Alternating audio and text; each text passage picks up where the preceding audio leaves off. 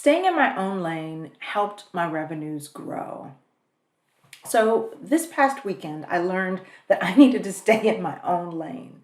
See, our son is running track for the very first time. This is the first season he's ever run. And if you know anything about me, you know that I love track, not cross country, track, specifically sprints, because in high school I was a sprinter and I ran the 200 relays as well as the 100 relay. I loved to go fast. I don't go fast anymore, not that fast. But all right, I won't bore you with all those things, but I will say that I get emotional watching track and field events to this day. As you can imagine, as you know, an excited mom who used to run track, when he runs, I'm very excited, but I learned very quickly that I can't video his race, cheer, and watch at the same time. It just does not work. So what has happened is I have these partial videos of the stands or the fence or my body or, who knows what, because I'm so excited and I forget all about the video. So where is this going and how does this relate to profitability and me growing my business? Well, I was operating outside of my abilities, right? I was outside of my lane. And it had me thinking about recent events in my business, specifically over the last year, and some key decisions that I made that I'm reaping the benefits from still. So I wanted to share some of those with you. The results and what that's looked like right now is we're in this season where we are actually not accepting new clients for a period of time. Now, don't worry, we'll open back up and accept new clients, and you actually can still schedule. But back to the story. So if you've been on my list or around me for any time or follow me on social, you know that sales and marketing are not my wheelhouse. They're not my zone of genius. I am not the one. They're way outside my lane. I can sell myself all day, for a job interview. But if you own a business, you understand that this is very different, right? So I'm a numbers nerd. I'm a diva of data. I'm an analytical, engineering-minded strategist, but don't call me if you need help selling or marketing, because that's not me. However, I did realize that, if I wanted to reach my goal, that was an area, that was a gap that I had in my own business.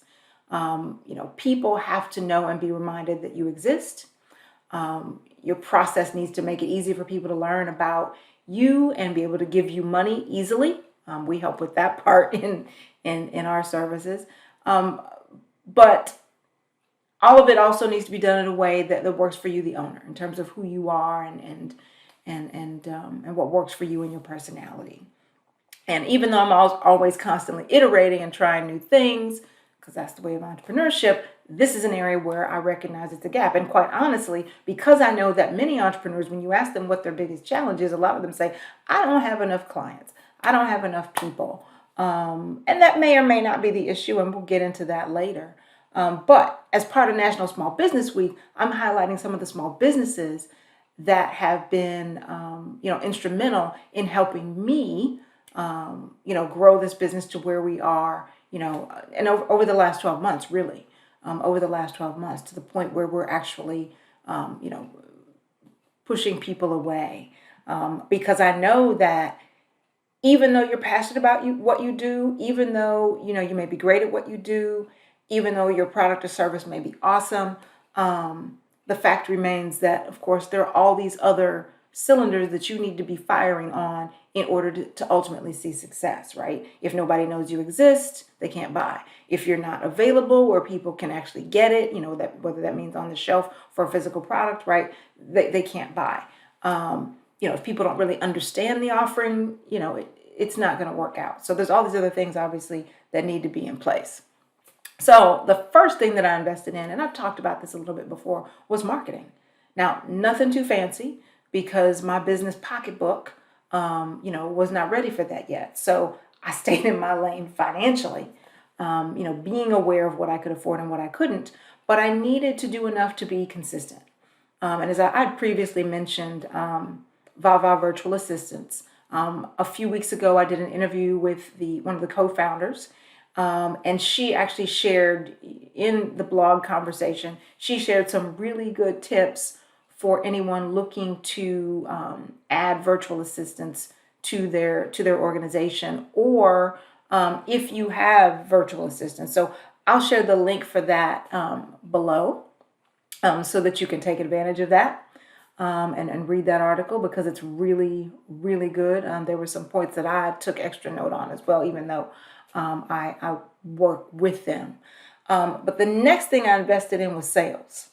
Again, nothing fancy, because, the numbers didn't justify fancy yet. Ooh, excuse me, my stomach's growling. So enter Donna Smith Bellinger, sales coach. So as an introvert by nature, I was not making the most of networking events and clearly and repeatedly articulating my value to others, right? Sometimes it would be hitting, awesome. Sometimes it was just like, eh. And I wasn't, using the networking events to the fullest, getting the fullest potential out of those experiences. I wasn't being as efficient in my one-on-one meetings or in my discovery sessions. So Donna showed me how to make more efficient use of my time networking in my one-on-one meetings and in my discovery sessions. In my discovery sessions, she helped me extract the information I needed early on more effectively, so I knew how best to manage the next steps. And that whole time piece, of course, is a game changer, because, as you know, for entrepreneurs, we are so busy. So wasting time is huge. So being able to develop the skill, because it's a developed skill for those of you that might also be introverts. It's a skill you can develop. It's learnable. So I was able to do that and find a way to do that in a way that works better for me and for the potential clients.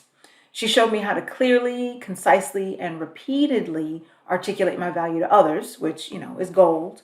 And so now I'm more in control of my sales process, and I feel less anxious. I didn't say no anxious, because I am an introvert, but less anxious about selling.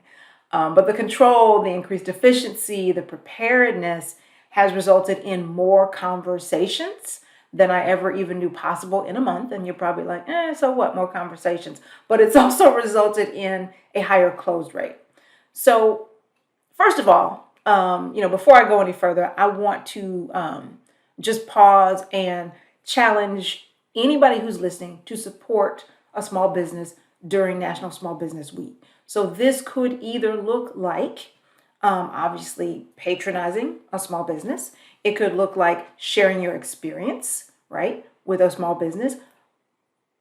But at the very simplest, it could just mean liking or sharing a post from a small business. So I want to say that first before I jump into the key takeaways that I want to mention from this conversation.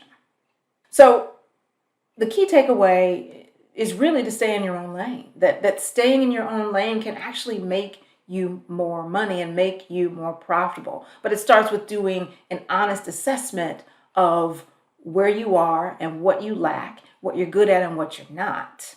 What is really keeping you from your most profitable business?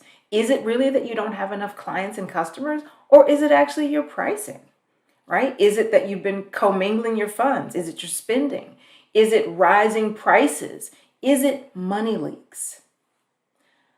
If you need help assessing your business and getting a handle on things profitability-wise, we can help. So if you would like, you can schedule a discovery session. I'll put the link below. Again, remember, it'll be a few weeks before we're actually able to meet, but you can go ahead and schedule.